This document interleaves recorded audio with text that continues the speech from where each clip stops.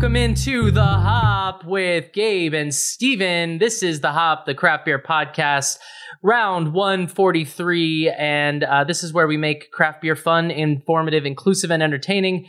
I am Steven Humes here with my esteemed co-host, Gabriel Apria. The one, the only, the me.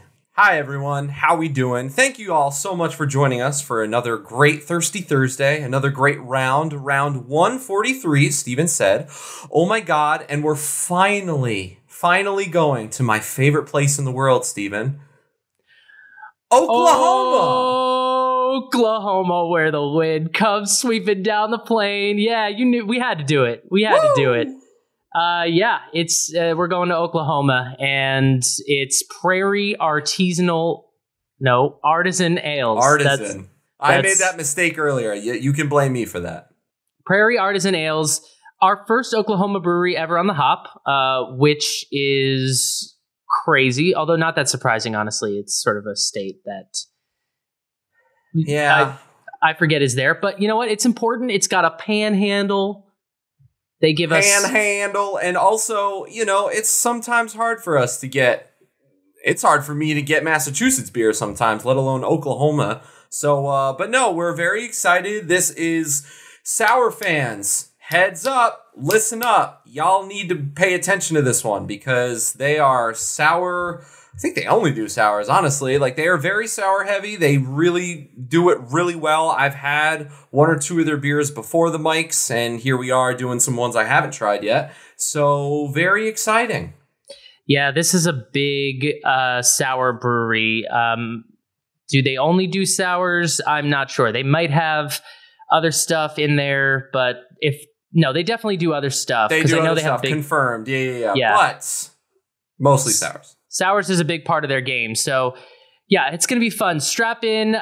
You can follow the show at the HO Podcast on Instagram and Twitter if you're not doing that already. You can find us on YouTube. We are a video product, and you should check us out over there. Just search for the Hop of Craft Beer Podcast. Once you've found us, subscribe, click the bell. You'll get notified whenever there is a new episode going live. You can find the show wherever you listen to podcasts, Spotify, Apple, Google. Tell your friends, tell your family, spread the word, grow the hop community, and most importantly, leave us a rate and review wherever you listen. We appreciate it. We appreciate the feedback. And if doing it on your podcast platform is not your vibe, you can send us an email, thehopod@gmail.com. We are always happy to receive suggestions or requests. So connect with us. We want to hear from you. Let us know what breweries to hit up next. Let us know what breweries to repeat. Let us know if you've ever had a sour that was made with candy. Or ice cream. Or ice cream. I might need a little bit of emotional support from you viewers today. I'm drinking something I've never drinking before. It sounded great, and then I poured it. And now I'm worried. But I trust the brewery.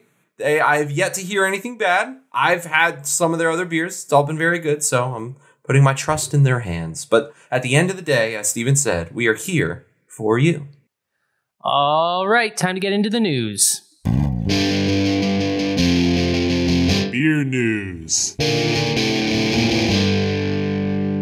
Okay, in the world of highlights, we're seeing kind of a trend of, I've seen some articles saying that craft beer seems to be, quote unquote, mimicking macro beer. We're seeing a trend of light lagers and whatnot in time for summer. I think that's a weird way of putting that because, if anything, big beer is mimicking a beer style that's been around forever in the light lager. So I don't think craft beer is mimicking big beer. I just think that people are getting hip to a beer style that's always been around that just happens to be very popular. But yeah, people are nowadays kind of getting away from the regular stuff, and it's, you know, you see the new releases, and I hate to give them light, but like, you know, seltzers, and like people want different, they don't want the same stuff anymore. We do, but not necessarily everyone else. Well, and it's time for summer. So instead of grabbing, you know, I think a lot of breweries are releasing their, you know, lighter lagers or their, comparable to like a Bud Light, right? But it's just a craft beer version of that. I don't see it as craft beer mimicking big beer, but that's how it's been described. Anyway, the trend is the same. A bill put forth in Congress last week would grant the U.S. Postal Service permission to ship alcohol. That's fun. Guys, please, just say yes. Just say yes. Make our lives easier, please, here on The Hop. We need it. I don't get what's wrong with it. Like, obviously, beer, you got to be careful. You don't want it to explode and whatnot. But I don't know. People vineyards ship wine. Why can't I send Steven beer? And yeah, we got to make versa. it easier to ship beer in this country. I think that's the real problem facing America. And I'm going to stand up for that and say this is not the first time a bill like this has been put into Congress. But Congress, you fine feathered folk, do the right thing. I thought you were going to say Congress, you fine feathered fucks. Honestly, I should have. And a big shout out to Lawson's Finest Liquids, hop alumnus, as it were. They have achieved the status of a certified B Corporation, which is great.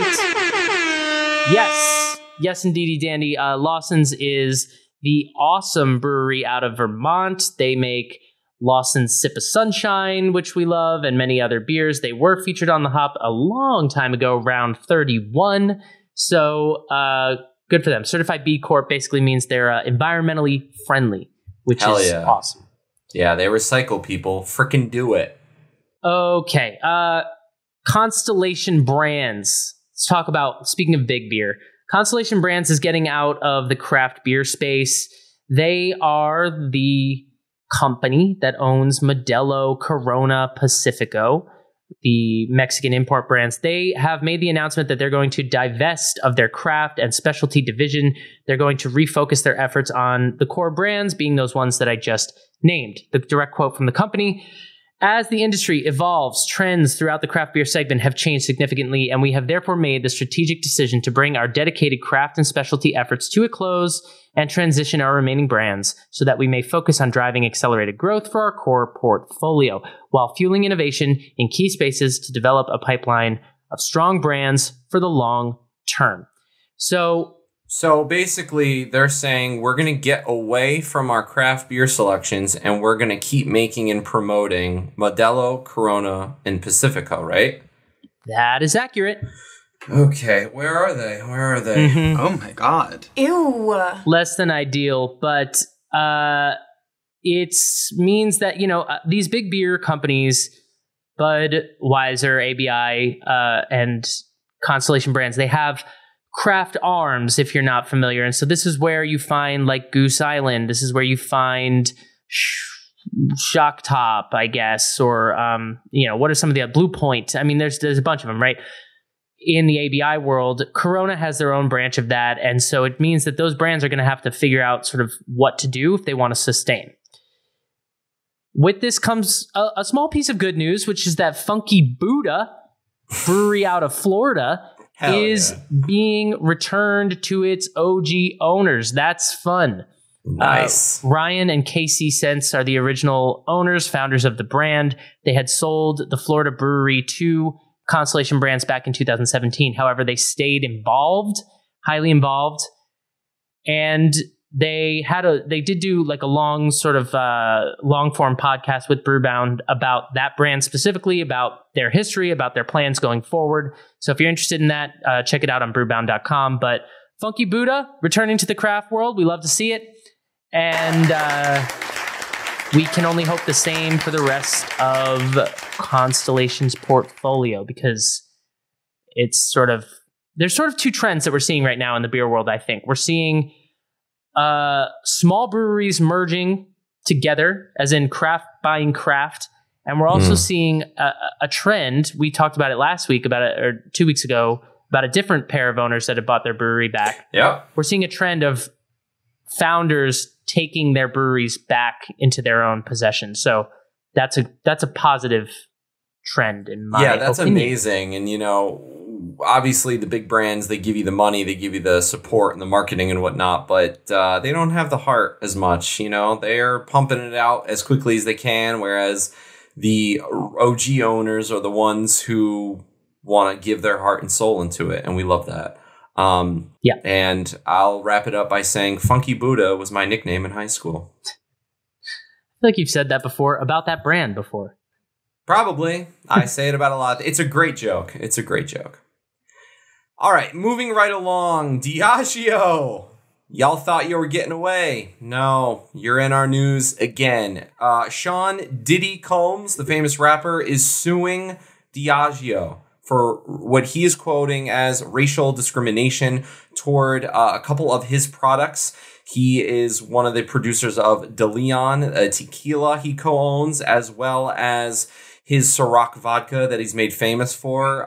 Basically, he filed a lawsuit the other day saying that Diageo, quote, kneecapped De Leon's sales growth for nearly a decade because the company considered it a, quote, black brand and marketed it only to what he's calling as urban customers.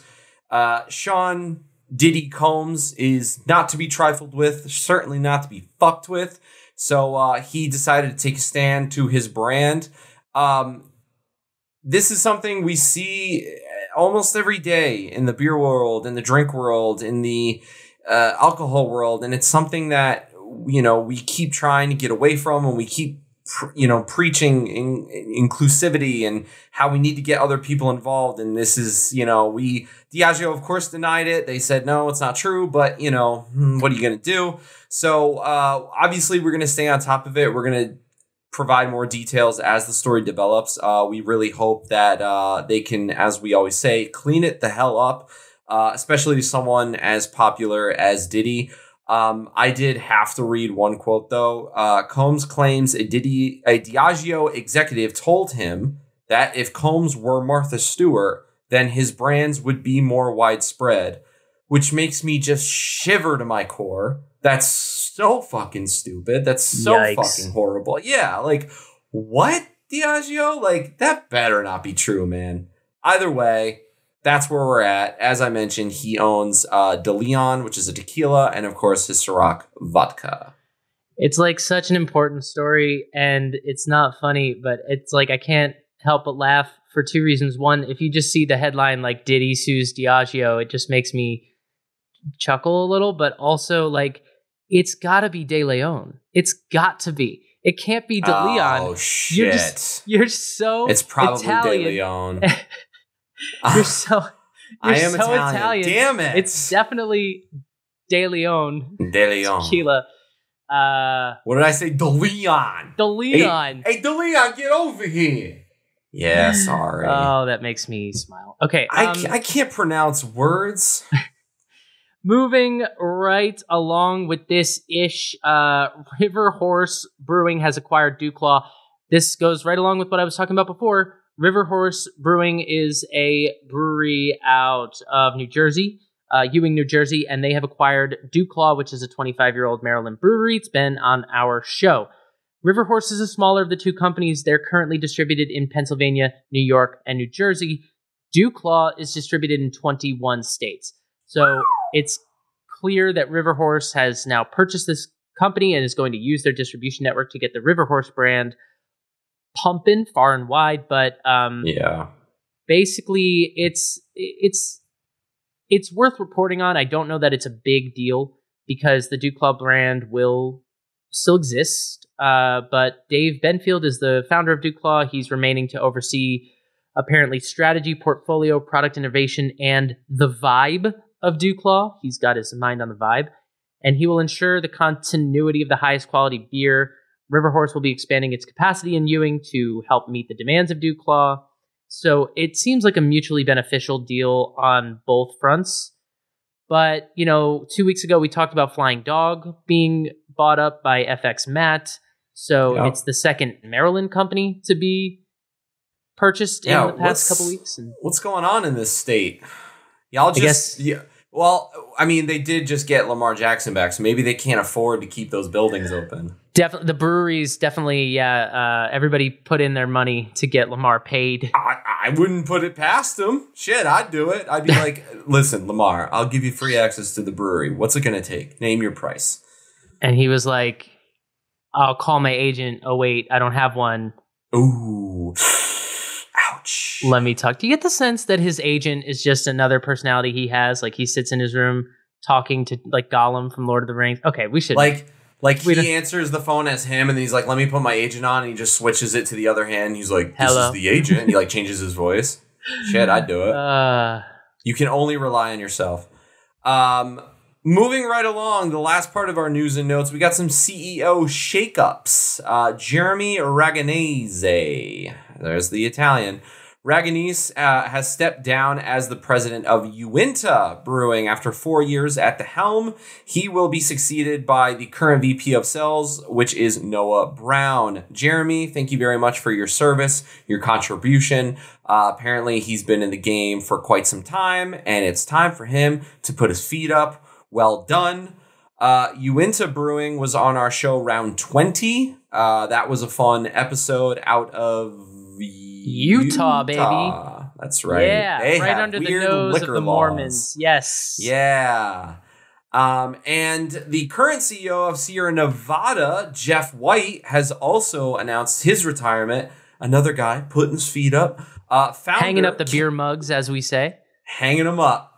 Founder Ken Grossman will step into the role in an interim capacity until they grab a new CEO. So he will take over. Gentlemen, thank you very much for your service, your contribution, and your beer. We love Uinta. We love Sierra Nevada. Y'all did well. Happy retirement, people. Or I don't know if Jeff's retiring. He might just be moving on to other things. But live your lives. Have fun on that boat cruise, my man. You deserve it. All right. One more thing to do before we drink. This Week in Gross.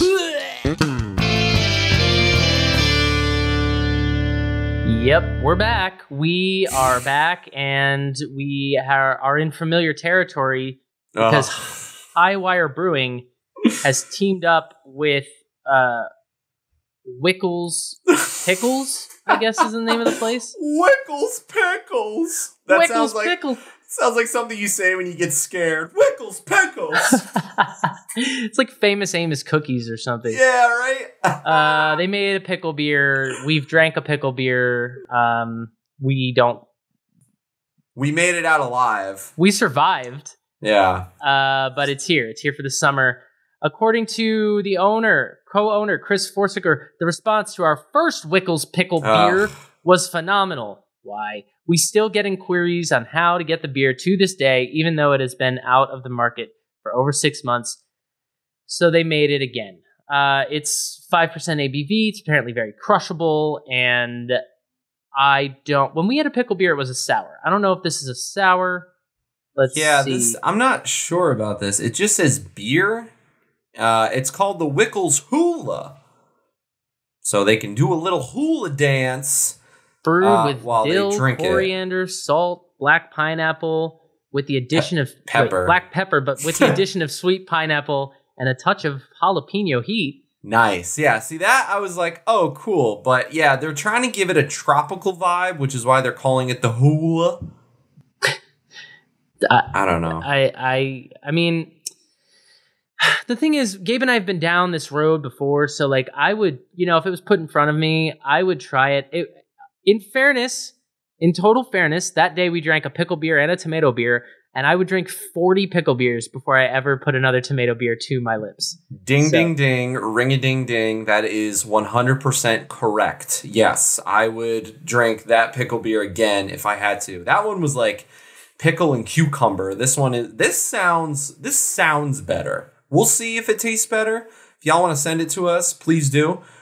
We will drink it. We'll make another video, but yeah, it sounds better than the other two, that's for sure.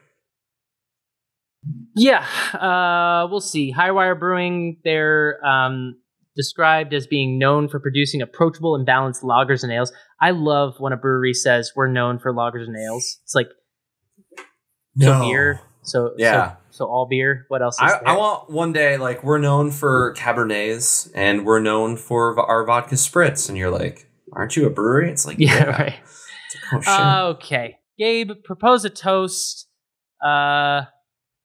Hit me with You know what? Dealer's choice. I'm going to let you decide. Well, I thought about how weird can I make it, but Make it weird. Fuck it. No, I won't make it weird for you. Pirates. Arr. Okay, so we're in Oklahoma, so that means I tried to find shit about Oklahoma and failed miserably. So I just have quick little sayings about beer. So here we go. In all this world, why I do think there are 5 reasons why we drink. Good friends, good beer, lest we be dry, and any other reason why. When money's tight and hard to get, and your horse is also ran. When all you have is a heap of debt, a pint of plain is your only man. Drink up, me hearties, yo-ho. Honestly, that was the perfect music. I had no idea you were going to do that. Drink up, me hearties, yo-ho. I had no idea I was going to say that until the music played, so here we go. I thought that was part of the poem. Yeah, it was. Okay, I'm thirsty.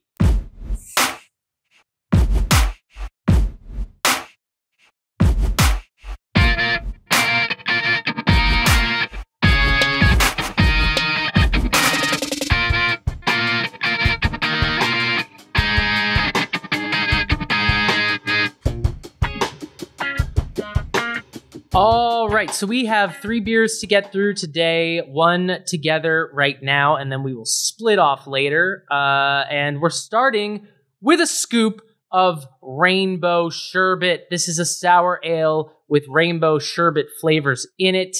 Gabe is showing off the can right now, if you were on YouTube, to the best of his ability. I'm trying. The green screen. There's some green going on.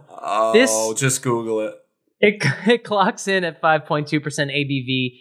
Beer Advocate has it at 90, Untapped at 3.97. It is a very popular option for this brewery. One of their regulars, one of their, they even say one of their, kind of their flagship. So from the brewery, while our Imperial Stout Bomb is our brewery's true flagship, we've brewed and sold more Rainbow Sherbet over the last few years than any other beer, and it's not close. Now sold across the world, Rainbow Sherbet is sweet, sour, and is exactly as advertised, a sour ale that tastes like a melted Rainbow Sherbet ice cream cone, easy drinking at 5.2% ABV, and available pretty much everywhere we sell beer all year long. A freaking man. Yeah, this one is definitely one of the more popular ones. We're very excited to get it. I'm very excited. Guys, I got a new glass. It's got Kobe Bryant on it. Yay. Yay. I am also drinking out of a new glass. And let's just address it now. Let's just cover it and get it out of the way. If anyone's in New Hampshire, you might be able to see Steven on the stage. Let's just get this over with. Got his acting job.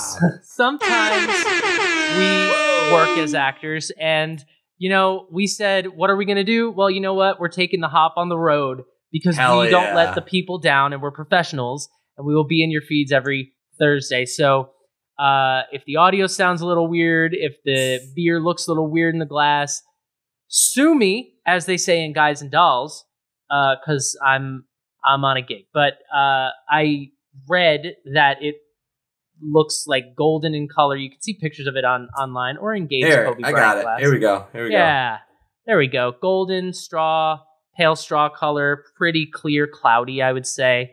Yeah. Not a lot of lacing, thin, fizzy cap. Some good bubbles heading to the top. Some fun, little bit of foam, like you said, little cap. And boy, does she smell fruity and ice creamy. Sherbety. I mean, that's a specific thing. Like, have you? I like sherbet. It has been a while. I recently had ice cream at like a legit like ice cream place, and it like changed my life because it's been a while. But yeah, I like the sherbet. I like the ice cream, but sherbet's very specific. But yeah, it has been a while, so this is a good reminder that I can go out and do it. And what exactly is sherbet? It's basically a sherbet. We don't even know how to pronounce it, but it's that thing, like, it's like ice cream without the eggs or something. Or maybe it's without dairy. Maybe it's like water. That's sorbet. I don't know. I was hoping you were going to tell me sherbet is ice cream without the ice. I have no idea. It's a different form of ice cream, and people like it. Some people prefer it, and it's very good, and we'll see what happens. It's a frozen dessert made with fruit juice added to milk or cream, egg white, or gelatin, obviously. Obviously. Yeah, who didn't? That's why I wanted you to say it. Why didn't you just say it right away? I wanted to give you a chance to sound smart. Cup you're drinking out of. Oh, yeah, it smells like sherbet, and to be clear, there is sherbet in this motherfucker. There's actual sherbet in here, apparently. And it smells like that. It's got a little bit of like Fruit Loops-iness to it, in that there's like a little there's a lot of sort of malty, sweet, citrusy fruit going on. There's it's definitely sugary. There's some stone fruit, but you get a sort of blend of like a lot of lemon, some lime, some pineapple, some apple maybe. Yeah, I was gonna say pineapple very specifically. Creaminess. Smells very sweet. Smells like an after-dinner delight. A little bit of esters from like the sourness of it. You can tell that it's probably going to have... It smells like a little tart. Yeah. I mean, 3 beers on the docket. I say we just put it down the gullet. So cheers. Let's have some sherbet. Let's have some dessert. Steven, please sit down. You're rocking the boat. Nice. Get ready, people. Those jokes aren't going to stop. Oh, wow. It literally is like drinking like ice cream or like sherbet. It's very, very sweet. It's very tart. I wouldn't even say tart. I would say like funky, but it's like fun. It's like very delicious. It's very... The back end is like fruity as hell and a little dry, which makes you want a second sip. But this is fun. This is a fun beer. Yeah, I would say that this is one of those instances that we run into quite a bit, where when you smell it, there's so much sweetness in the nose that you kind of go, oh, that's going to be sweet. And then you taste it, and the essence of those flavors are there, but it doesn't pack the punch of sweetness that would like make the beer totally imbalanced. Yeah, it's definitely the first thing I got was tartness. When you haven't had a sour in a while or whatever, or if it's your first sip of beer and it's a tart sour, you're going to get some puckering. You're going to get some like sour Skittles. Like you don't even get flavors at first. You just got to kind of get past that initial zing. But I think the flavors, like you said, are definitely there following the nose. Lots of tropical flavors. The sweetness comes through. It does have the essence of sherbet, but it's not like you just put a spoonful of it in your mouth. You know, it's just not that sweet. It's the essence of that, but it is a balanced beer. The body, I would say, is moderate, as is the mouthfeel. Definitely has a zing, and I agree. The finish is very dry, so that leaves you a little thirsty, wanting like another sip. And at 5.2%, you're just gonna slam this puppy and head back into the shop for another scoop. So I agree and disagree. I got to be honest. I think it is very balanced, but I think it's like very sweet for me. And granted, like what you said, I haven't had a sour in a while. I haven't had one of their sours in a while. The last one I had was their slush. It was like pink red when you pour it, but it's a very good sour. And like, that's the last thing I had from this brewery. But yeah, to me, it's like very sweet, and to the point where, because it's so sweet, it dries me out a little bit. I guess it's different from every person, but it is very balanced. Like, I can drink this and not complain about it. You know what I mean? But it does I would say there's even a little bit of a Fruit Loops taste and the smell. Yeah, I don't get as much sweetness. I get a lot of tartness. That's what I get a lot of. I mean, the sweetness, it's definitely on the sweeter side, but I don't feel like it's particularly sweet or like more sweet than some of the other like kind of orange creamsicle beers or whatever that we've had in the past. But but all opinions are valid. I just think that the sort of zinginess, the tartness, the yeast esters, like the sour nature of it, because it is a kettle soured beer, so it's very pungent in that way. And I say that all the time about kettle soured beers, that they just have an intensity that is so sour that like if you're not somebody who likes that, you're just not. I would love to see this beer, but instead of souring it in the kettle, if they just like put it in, you know, an oak barrel or a tequila barrel or something for a little bit and just let it age, or a feeder. There he goes, rocking that boat again. I would love for this to be in a barrel. I'm trying to think of like what spirit I would want it to be in. Maybe tequila, but like it doesn't it rum. I think I think rum. It's got to be something like fruity. The tropical nature of it too would really you play gotta into be that. Fucking fruity, bro. It's gotta be fruity. It is. I like it. I mean, I see why it's so popular with this with their drinkers. I mean, look, if people that are into sours are into sours, and if you're into sours, you're gonna love this. It has some really interesting flavors. It's also just nostalgic, you know, like I don't eat rainbow sherbet anymore. Nobody does. We don't go to the grocery store and buy rainbow sherbet. That's something that somebody has at a barbecue when you're like 12 and you're like, oh shit, I forgot they make this. Yeah, sure. I'll take a spoonful of that. Fuck yeah, grandma, bring the spoons out. Let's get lit. And then you eat it and you're like, oh shit, that's good. Why don't we have that more often? And then you forget it. It's like eggnog or something. It's like you just forget that it exists until it's put in front of you and you're like, oh, I love this. Yeah, it only comes out. Well, eggnog's during the holidays. When does sherbet come out? Like at like 4th of July, like at barbecue. Yeah, it's like a rocket pop. Have you ever gone to the store and said, I need to buy a box of rocket pops in your adult life? No, I'm the type of person that when I go shopping, I see it and I'm like, oh, rocket pops. And then it makes me stop and I'm like, is today the day? Maybe tomorrow. To me, it never crosses my mind. I force myself to keep walking. It's the thing that like grandma would bring out at the pool and you're like, oh yeah, fucking like milkshake pops. I forgot about these. And then you have them and they're great. And then you forget about them until the next time. That's what rainbow sherbet is to me. And so I think that this beer scores some bonus puntos on just the nostalgia factor. I think that's where a lot of the popularity comes in. Yeah. And the flavor just being there is like kind of wild. Like how they did this. Would love to see the whole shebang. I would love to see how the sausage is made, as they say. Science. Does it make sense to start talking about this place? Probably, yeah. We gotta move this train dogs down the track. Let's talk about them. Look, they're a weird brewery because if you damn, it's just if you Google them, they come right up. Everything it's plain as day on the can. Prairie Artisan. No, I almost did it again. Prairie Artisan Ales.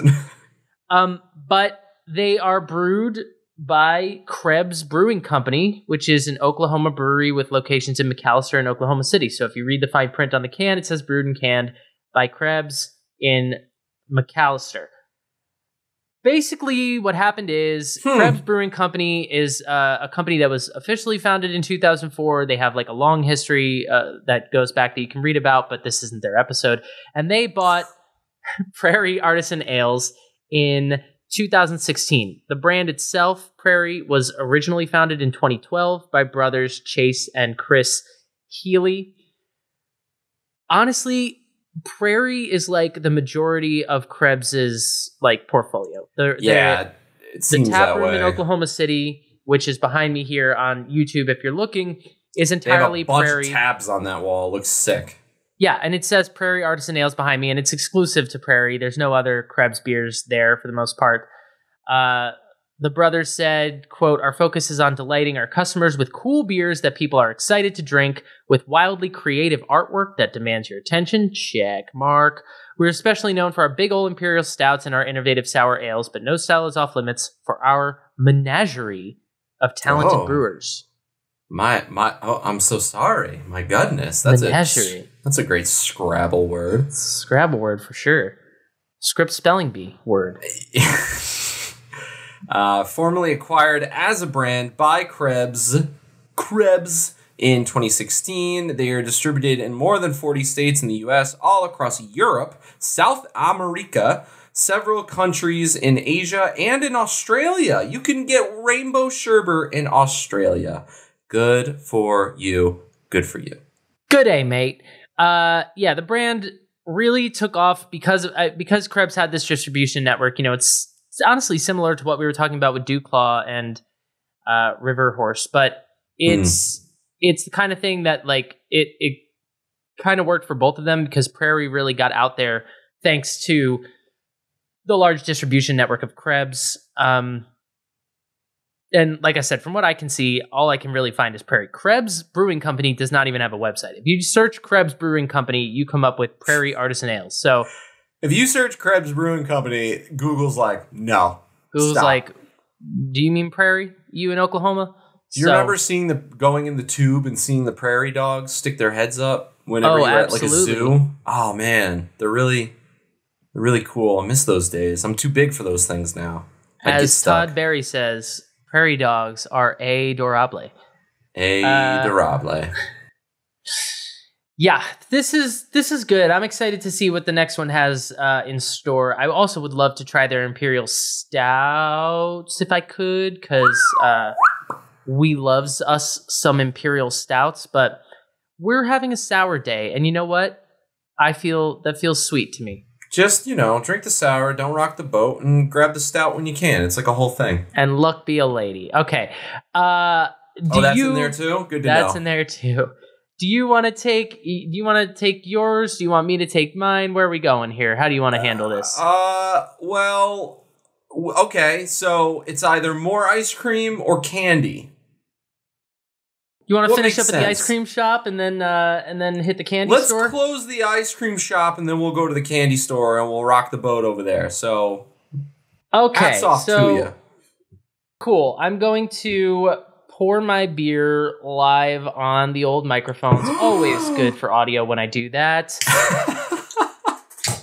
And this is one of those beers. It's called Neapolitan Squeeze. It is a sour ale with strawberry, cacao nibs, vanilla, and lactose. Oh, gross.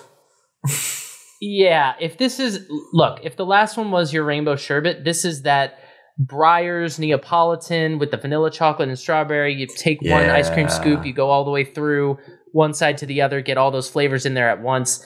That's what we're working with here. It's also one of those beers that expressly says on the can to gently agitate the can before opening it. You can tell there's going to be a lot of sediment going on in this beer. Oh, so like tilt it and...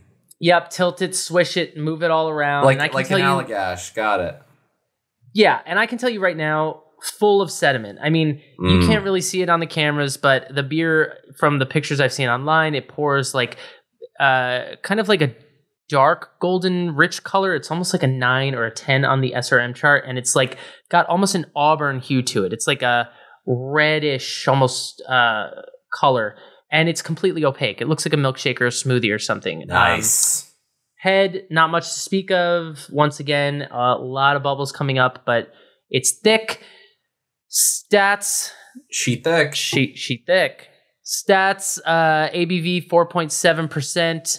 Untapped has it at 3.7. No rating from Beer Advocate. And here we go. And to reiterate, there's lactose in this, and that is always interesting to me. The lactose, in a perfect world, is going to cut the sourness. It's going to kind of give it a more balanced edge to it and maybe make it a little bit more like eating a scoop of ice cream. So I'm going to smell it now. Yeah, that sounds fun. I hope it tastes good because ice cream and beer, sure.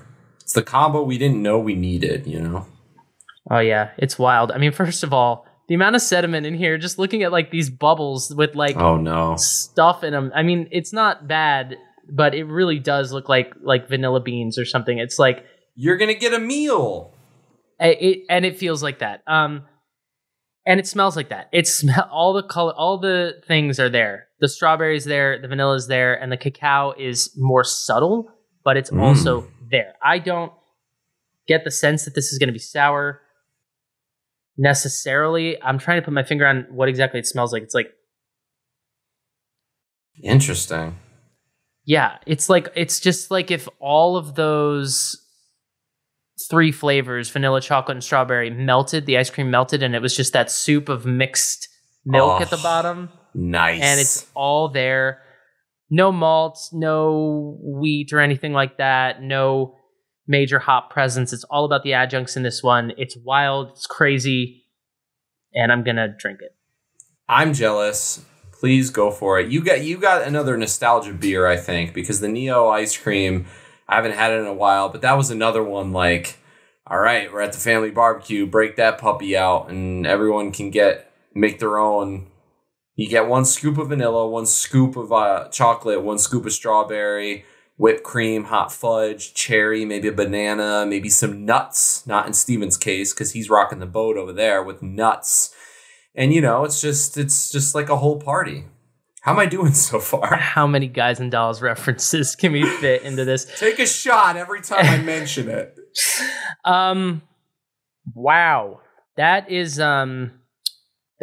unique. It follows the nose. I mean, the strawberry I think the strawberry is like what becomes the star because that's the most obvious fruit forward sour flavor. I think this one is more flavorful of what it is trying to be reminiscent of than the Rainbow Sherbet was. I think it's definitely sour. I mean, it's not like it's not like hiding away from that. It's still a kettle soured beer, and the strawberry plays into that. But the vanilla is there, the cocoa is there, and the lactose is really doing a lot here to sort of balance it out and add a slickness to it. It's very rich in the mouth. It's very creamy. It's wild. I mean, if you like sour beers and you like Neapolitan ice cream, this delivers on everything it said it was going to be. Nice. Would this be like an everyday beer for me? Absolutely not. But in terms of like an event beer I would or hope something, not. Yeah, no, for sure. But in terms of like event beer, something that's wild, different, something that you can show your guests at a party and blow their minds, this is very specific. And wow. They set out to do a thing, and you know what? They did it. And I would say it's a little funky. I just saw that button and I just wanted to play it. And that's Yeah, you did. But I love the addition of the lactose here. It is off-putting to look at in the glass. I'm not gonna lie about that. It's just there's so much floating around. Yeah. There's so much happening in there. There's like a lot of like you got a meal flex, and it makes it look like something you ground up in a blender. You gotta get one of those like filter things that you use for cooking when you're draining pasta. What's it called? Little like a colander? Little colander, yeah, but not a colander, the smaller one. It's like a little net. A strainer? I don't know. You're rocking the boat. Is it my turn? Yeah, you go. But this is But let me ask you this: which one out of the two? Yeah, I would take this one because it depends what for. But if you're just talking like overall, which one left more of an impression? I'm going to say the Neapolitan because it's got the addition of the lactose is just so smart and really helps give it that feeling of Neapolitan ice cream because it's so creamy and it's wild. 4th of July barbecue, you've been smoking meat all day and there are these 2 beers, you need one of them. Rainbow Sherbet. Bang, For bang. sure. Bang, bang. All right, take us to the candy shop, Willy Wonka. Jesus, take the wheel. I have the Patches Treat. It is a sour ale with sour gummy candy. This is the can. It's amazing. I am terrified. It is it's made with certified colors and FD&C yellow number 5. What the hell does that mean? It's a synthetic dye produced from petroleum. This dye is FDA approved for use in food, pharmaceuticals, and cosmetics, and for when Steven rocks the boat. Wow, I didn't know yellow that. number 5. Yes, that was a Mambo number 5 reference. Yes, it was. Yes, it was. Where's that soundbite? We don't have it right. yet. Okay, here's why I'm terrified. It's 5.5%. No IBUs. Beer Advocate has yet to review it. Nothing from Untapped. The SRM is green. like, what is this, a 5, I guess? It's like kind of yellow, but it's like kind of green. Yeah, it seems to be like golden, but with a greenish hue behind it. Ouch. Yeah, which is interesting. I'm scared, but like I said, it's made with gummy candy. All the reviews I read said it was very good, very delicious, and tasted like Sour Patch Kids. I like Sour Patch Kids. So let's see what happens. Not a lot of description or anything else from the brewery. I actually didn't find this on the brewery's website. I had to go searching for this. So this is kind of a blind taste test, and I'm very excited about it. Let's give her a sniff. And the same can be said for the Neapolitan. I think that, they do a lot of beers. Some, like the Rainbow Sherbet, end up being sort of year-rounders, go-tos, are kind of always there, staples of the brewery. And then others like these, they kind of rotate through pretty quickly. So it's, pretty possible that the beers we are trying are no longer available in the form that they are right now. That's a very possible thing. But other variations, maybe. This smells like Swedish fish. Oh my God.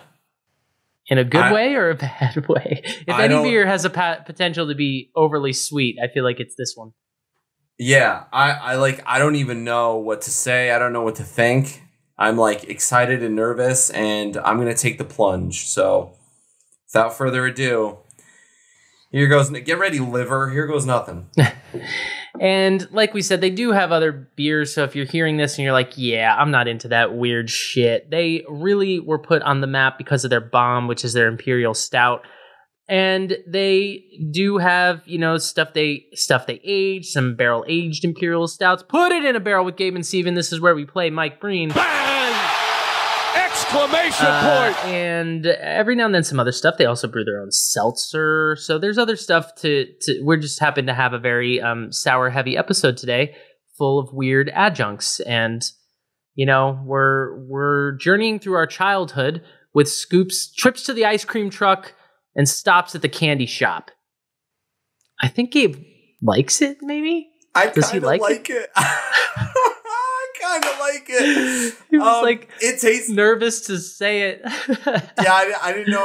I was like, it's not bad. It's really not bad. It tastes like candy. It tastes like gummy candy. I wouldn't agree with Sour Patch Kids. It doesn't taste sour. It tastes a little fruity and tart, but not like sour. It tastes like you're eating a gummy candy. When you eat a lot of gummy candy and you swallow it and you kind of have that sticky kind of fruity taste in your mouth, that's kind of what it is. I realize I'm not really selling the beer here. That's kind of what it tastes like, but it's good. It's very fruity. It's very sweet. It's very just different and weird. The color makes me think there should be a label that says, don't ever put this anywhere near your body. But it's a beer. It's a sour. And it's not entirely terrible.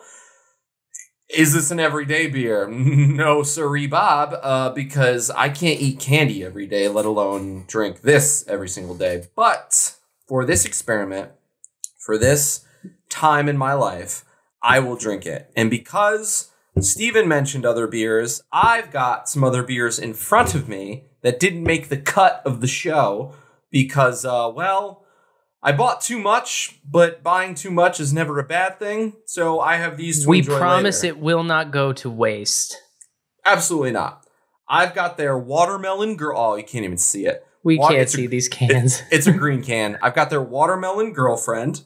My real girlfriend bought the Peach Crumble Treat, a sour ale with peach, cinnamon, vanilla, and pecans. We found this in a random store before we even knew who Prairie Artisan Ales was, and she was like, that sounds dope. I want it. She's had it. She likes it. And then, just for the drop, I've got their Blueberry Boyfriend. Oh, player. I'm blue,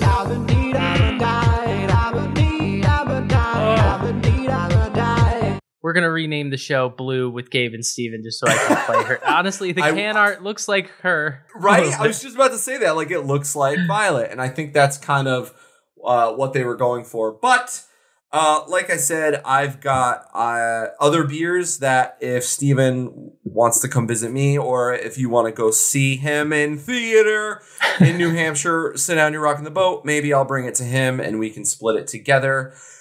If I had to pick, I think I'm also going Rainbow Sherbet, although this is fun in a glass, party hard. If I had to put this in a barrel, I gotta be honest, I probably wouldn't like it. I don't think it should be in a barrel, to be honest with you. Yeah, some very rare that we say something should be left out of a barrel, but that just seems like it would be a lot going on. You know what this brewery is really excelling at is artwork, which brings us to our next segment, Bobby.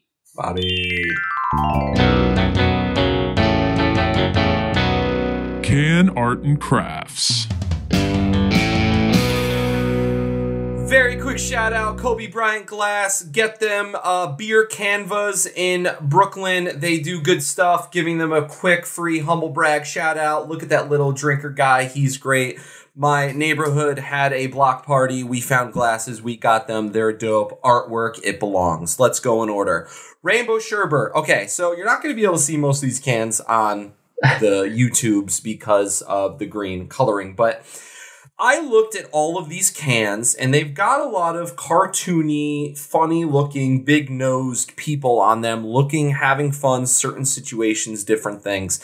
And I thought of something, and this phrase just hit me. Saturday morning cartoons. You wake up, you're a kid, you wake up early Saturday morning, you're sitting there in your PJs, probably eating some Neapolitan ice cream if you're a badass, I don't know. But you're sitting there and you're watching your cartoons, and it's kind of got this vibe to it. The blue can, you'll be able to easier to see, but like all the cans are shiny with some fun, cartoonish looking artwork. And it's just like fun, and they're all different, and it looks like different situations. These people seem to be eating. On the Rainbow Sherbet, they're astronauts. They're flying through space on hover cars. The Watermelon Girlfriend, they're in a salon, relaxing. They're at a spa. The Peach Crumble is two peaches freaking out. My favorite one is the Patches Treat, because it's a sour ale with sour gummy candy, and yet someone's getting a wedgie. I don't really know why. It doesn't really matter why. And then Steven's Neo can, let's see. We've just got some classic squeeze and ice cream. It's adorable. It's fun. It's informative.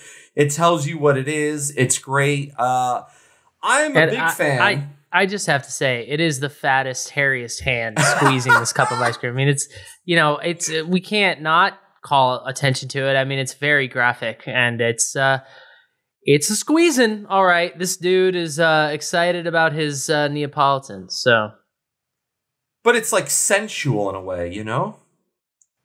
Mm-hmm. Sure, That's a take. Let's call it that. That's a take. Whatever Bob says.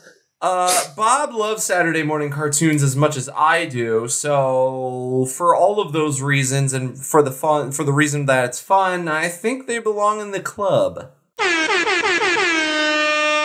In the club, getting tipsy, 10 out of 10. I love the artwork. It's fun. It's informative. You put this next to any other can in the beer shop, you're not going to mistake what it is. Bob Ross is here. Bob Ross agrees. Bob Ross wants Steven to stop rocking that damn boat. Oh, my God. Because that's another great edition of Can Arts and Crafts.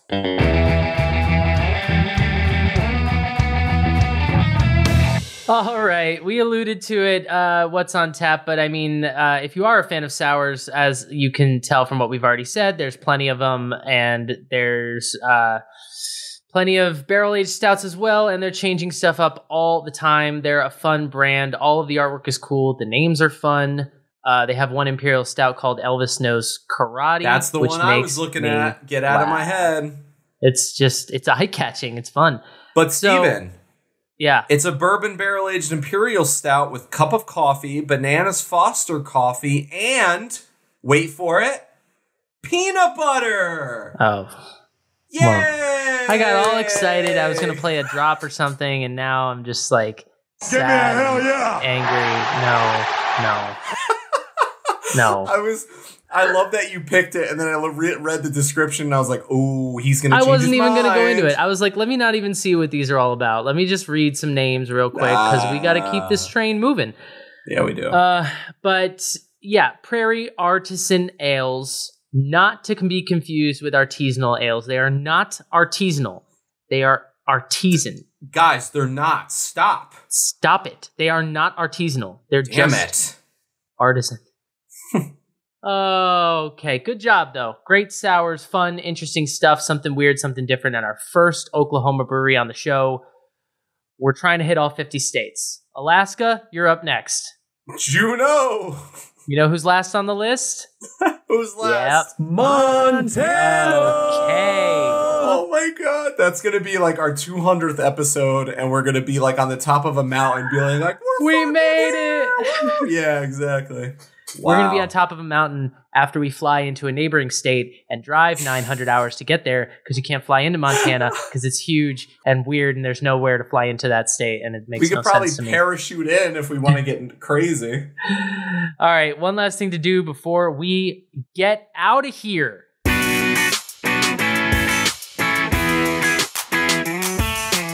Last call. Everything is cooler in the UK. It just is. I think it's where I belong. I got the accent down packed, but what have you? Pat? This is apparently down the accent down pat, I believe is how you down pat. Down pat. Packed is like a handshake, like a I had like a sour with gummy candy in it. Give me a break. You're rocking the boat. Okay. In London, don't worry, guys.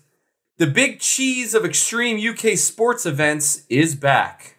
So apparently in London, there is a race. There is a big race, guys. Hundreds of spectators gathered the other day to watch dozens of reckless racers chase a, stick with me here, 7-pound, 3-kilogram wheel of double Gloucester cheese down the near vertical Cooper's Hill near Gloucester in southwest England. Here's the best part.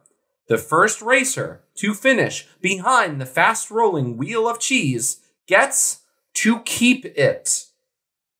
If you've ever wanted to run down a hill for cheese, now is your time. This is apparently a race that has been happening since this article quotes 1826. I don't live under a rock. I've never heard of it. But people believe that the sport of cheese rolling is believed to be much older. It's 100. The cheese rolling race is held at Cooper's Hill. It's about 100 miles, 160 kilometers. That's a lot. It's a rough and tumble event, often with safety concerns. It's 100 miles west of London, but the hill itself is 200 yards. That's or so. What I was looking for. Like okay, two football fields. But apparently it's very dangerous. And as you can imagine, like I wish they had like the angle of the hill, but apparently, because there's no pictures or anything, but like apparently it's very, very steep. And typically it just ends up being a lot of people falling down a hill, which is hilarious. Oh my God. Chasing after this cheese. And so this year this is just gold. I mean, this is gold. Delaney Irving is the winner of the women's race. She is a contestant from Canada, and she won, and I'm quoting whoever wrote this article now, she won despite, quote, being briefly knocked unconscious. And she was interviewed after this, and she said, I just remember hitting my head, and now I have cheese. That's incredible. I mean, that might be the most amazing quote I've ever read in any news article anywhere, ever, at any time. I hit my head, magic. And now I have the cheese. I just remember hitting my head, and now I have cheese. I would love to go to this event and watch them, because I'm sure there's a lot of people that like get into it. They like train for this. But like the article said, like people had to be were limping off and had to be helped.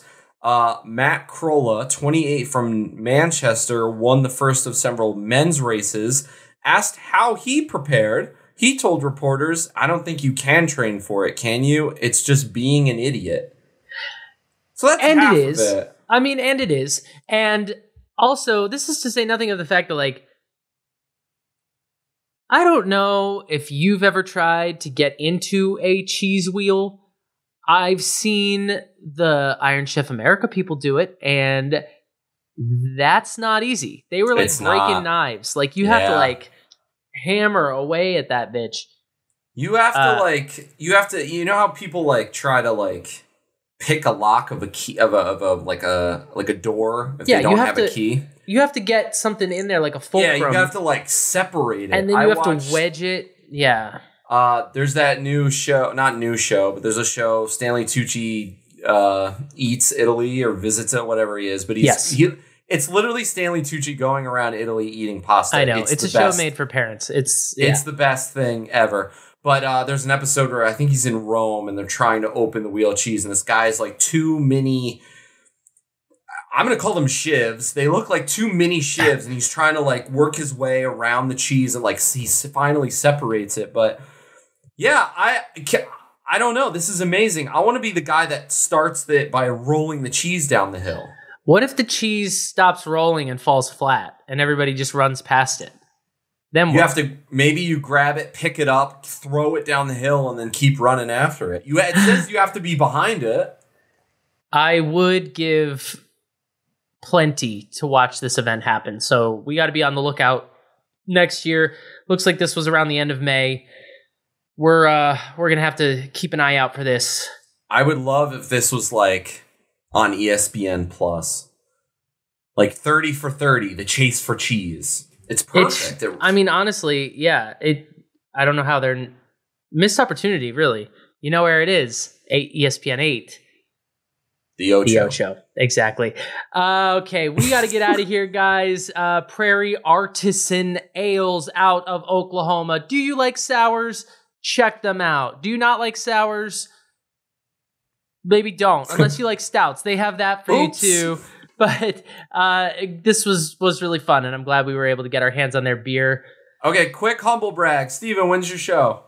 I am doing a production of Guys and Dolls. If you like classic theater, if you haven't heard, it's Guys and Dolls, and it runs June 28th to July 9th in New London, New Hampshire. Beautiful New London, New Hampshire. So Steven's finally on the East Coast, guys. We have to go see it. I am on the East Coast for a stint. So, yeah, it's going to be a lot of fun. If you find yourself in New England, come check us out. And, yeah, would love to see some Hop supporters in the crowd. That'd be very fun. Hell yeah. And we'll be podcasting with you the whole time. We'll be back in 2 weeks with another great episode. Until then, keep drinking good beer and connecting with us on social media and all those things. And, you know, stay classy and love yourself. Sit down. You're rocking the boat. Okay, that's like 8 in the episode. Woo! Oh, boy.